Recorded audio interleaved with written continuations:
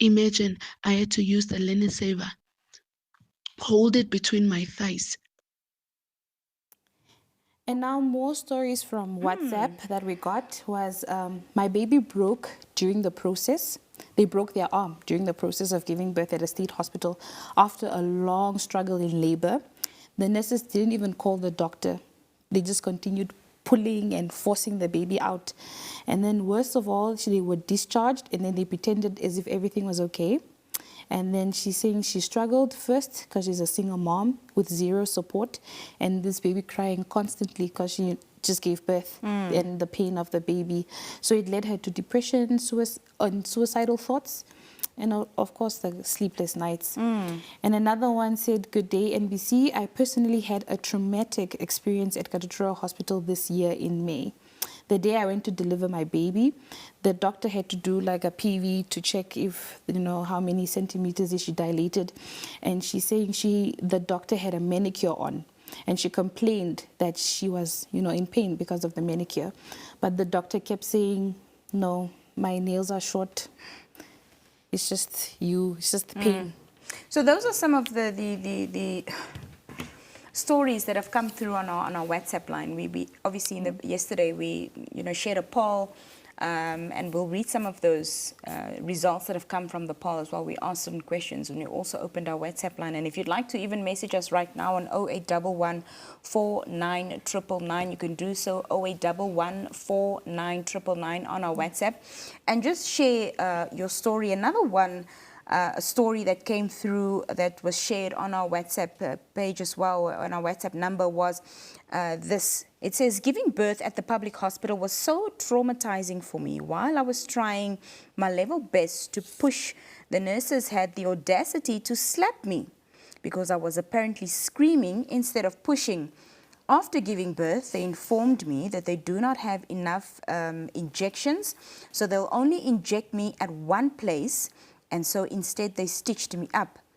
At a point, I do not even think the nurses cared anymore. Back then, when my grandmother was a nurse, there was no such funny business. These days, all you see is qualified nurses giving instructions to student nurses while they sit around and scroll on their phones. Let's not talk about when it's lunchtime and all the nurses leave. How is that even possible? Patients are left alone during lunchtime while in pain. Public hospitals must change, please." So that's the sentiments of some of the members of public that have come through. As I mentioned, we also did share a poll on our NBC Digital WhatsApp channel. Yes. And we asked the questions, do you believe that Namibia's public hospitals are providing adequate maternal health care? And over 500 people responded and said no. We also asked, what do you think the biggest challenge is at public hospitals? Is it lack of equipment? Is it understaffing? Is it poor training? Is it negligence, or is it something else? And by a landslide also, their negligence was very high up with almost 500 votes there, and with almost 400 votes following was lack of equipment, which I think, yes, it is. I don't think understaffing is the issue. We don't really see that in public hospitals. There's, I think, sufficient staff. I would also agree with negligence and the lack of equipment. Yes. And I think, Uri, we can attest to this because both you and I have given birth at state hospitals. Yeah. Before we became medical aid babies. We were state girlies. Talk to us about your experience, Uri. What was your experience at the state hospital? Well, my ANC, the antenatal care, it was really good actually. I would have mine at Robert Mugabe at the time.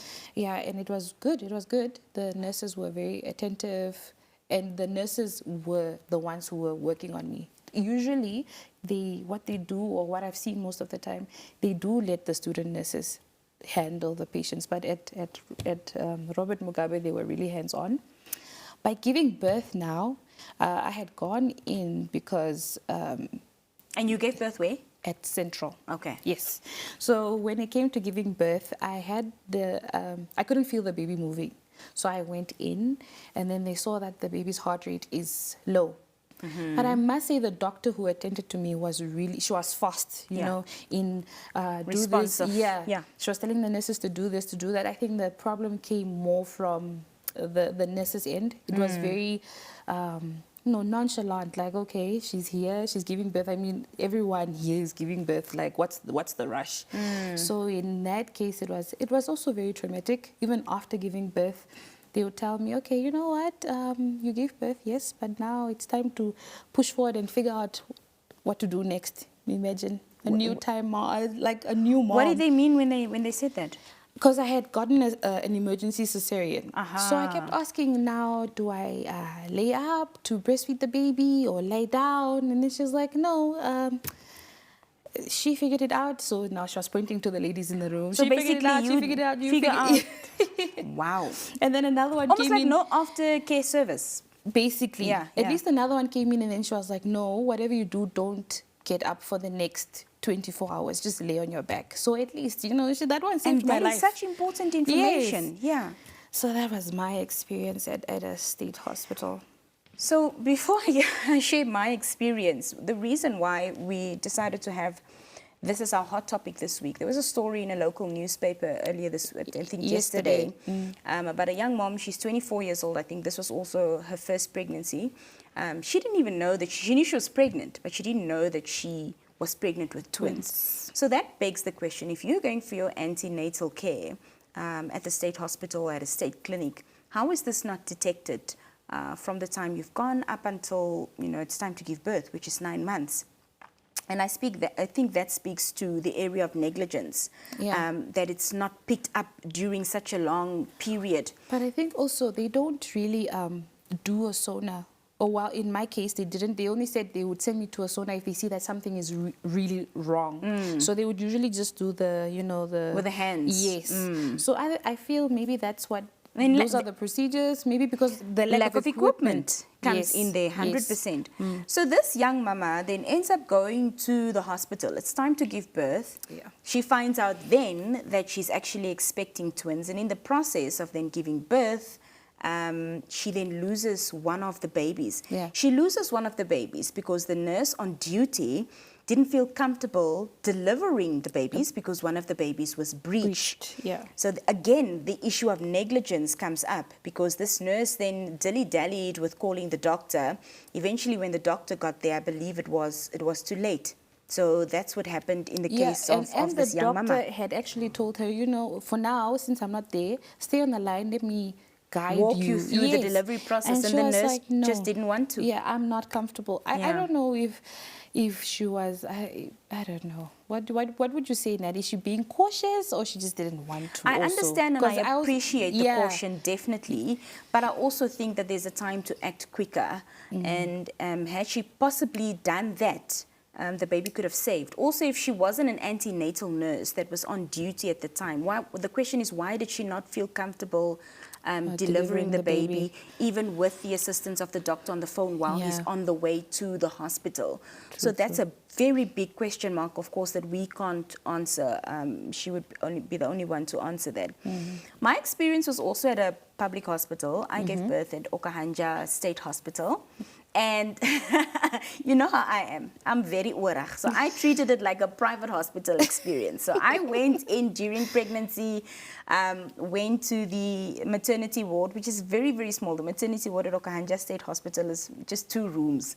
And I went there and I introduced myself and I told them I'll be there to give birth. Can they give me a tour?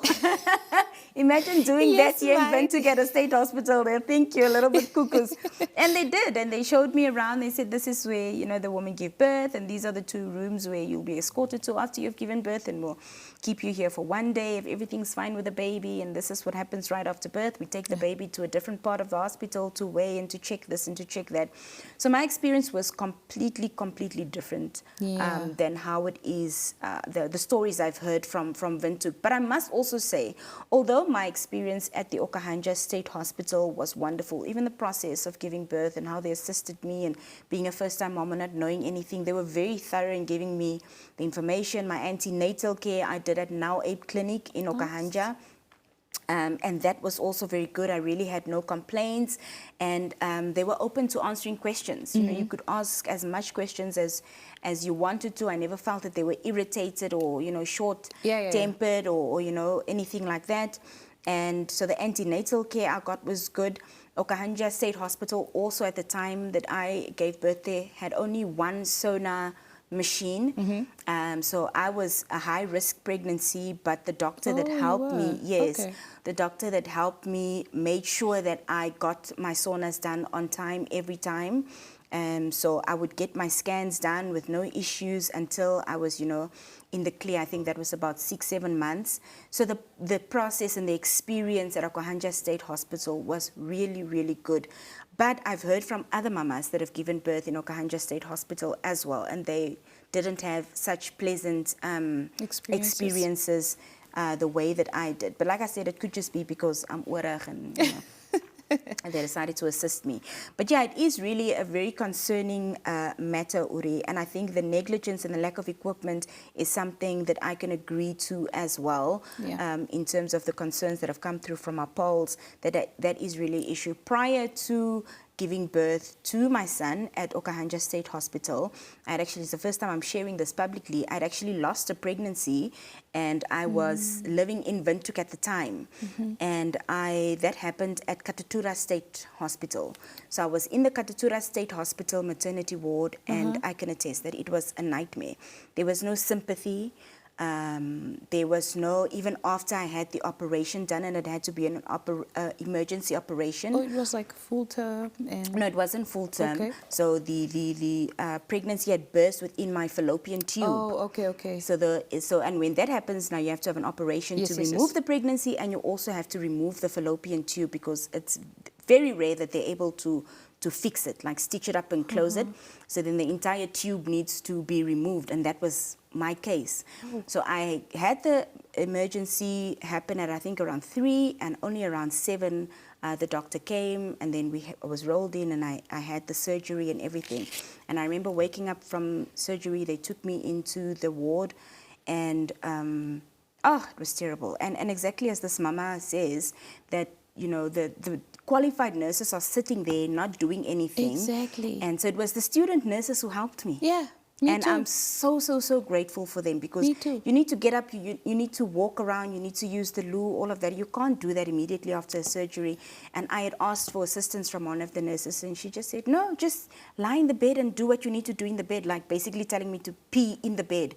And I said, but why would I pee on myself like that? So I called a student nurse, 2 of them came, they helped me up, they took me to the bathroom, they were just, I mean, of course, because they want to learn, I think they're so helpful, but the messages that we received paints an exact picture of really what's happening on the ground. And this is not hearsay, this is now my own experience. And so I think I was there for 2 days, I was discharged, and thank goodness the doctor that did the operation was a doctor who practices private, but he had taken the case, so he had assisted me, and that's why I think it went smooth, because other people who have had operations were not as lucky as I was. Yeah, mine was also those private doctors that volunteer or give their time or their services to state hospitals, so that was also really good. Yeah. But when it comes to now the understaffing, I think to a certain degree we can say that maybe people are a bit overwhelmed, or I don't know, because that's what they say. Even when, if you do ask them, you go like,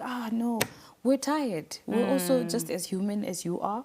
So I don't know, maybe it's also something that could be looked at, or I don't know, give them more sympathy, because they say they're also human just as we are, and they've worked a 12-hour shift, and so I think they should look in terms of that. I hear what you say, and I say this not out of lack of compassion, but I think when you go into certain professions, you should know what to expect. You should know what to expect, number one, and number two, there's a level of compassion and care that you need to innately possess to be able to do the job. Especially the care. So if you doing the job just because you need to do something, because you need a job, because you want to be qualified in some or other sector or area or career path, then I think you're going to be not very happy, and the quality of service that you give to customers is going to be of this level.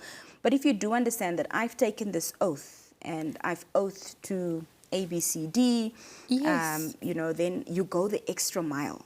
And that's what we've always known the nursing profession to be. So where it's lost its passion, its zeal, its zest, and its compassion, you know, we I don't think that's know. the biggest thing that I experienced in state.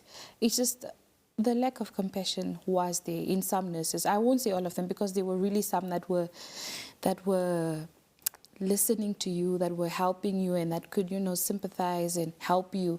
But there was just some that were really, some would even say, your baby's making a noise, please just can you make it stop A crying? newborn. Yes. And you are a new mom, and some weren't welcoming. Like Well, the we rest do were. have a new chief whip in the Ministry of Health, and Yeah, she yeah. seems to be on fire and doing all the Very. right things. So we hope that this is something that will also catch her attention. And as much as we're transforming the infrastructure and, you know, the policies and how things are done on the ground, Yeah. this is lunch also break. an aspect, I think, Yeah. that needs to be addressed, because one baby's life loss like this is One one too- life too yeah. many. Yeah. And this, you know, this lunch break thing, she said she will look into that, and maybe they can rotate. You're going on lunch, because even in corporate, we all Yeah. don't walk out at the same time. Yeah. Yeah. Well, that's our hot topic for this week, and we've come to the end of this edition of the Daily Roundup with Nina. We're back, of course, Monday at 6 p.m. sharp here on NBC One. From myself and Uri, it's good night. Thank you for watching.